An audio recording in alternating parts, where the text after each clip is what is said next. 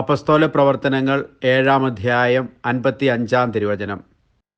അതിനാൽ അവൻ പരിശുദ്ധാത്മാവിനാൽ നിറഞ്ഞ് സ്വർഗത്തിലേക്ക് നോക്കി ദൈവത്തിൻ്റെ മഹത്വം ദർശിച്ചു. ദൈവത്തിൻ്റെ വലതുഭാഗത്ത് യേശു നിൽക്കുന്നതും കണ്ടു. കാരുണ്യവാനായ കർത്താവേ, സ്തഫാനോസിനെ പോലെ ദൈവമഹത്വം ദർശിക്കുവാൻ തക്കവണ്ണം കൃപാവരങ്ങളാൽ ഞങ്ങളെ നിറയ്ക്കണമേ. ആമേൻ.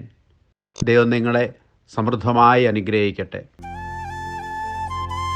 നമ്മുടെ കർത്താവ് ഈശോ മിശിഹായുടെ കൃപയും പിതാവായ ദൈവത്തിൻ്റെ സ്നേഹവും പരിശുദ്ധാത്മാവിൻ്റെ സഹവാസവും നാം എല്ലാവരോടും കൂടി ഉണ്ടായിരിക്കട്ടെ, ഇപ്പോഴും എപ്പോഴും എന്നേക്കും.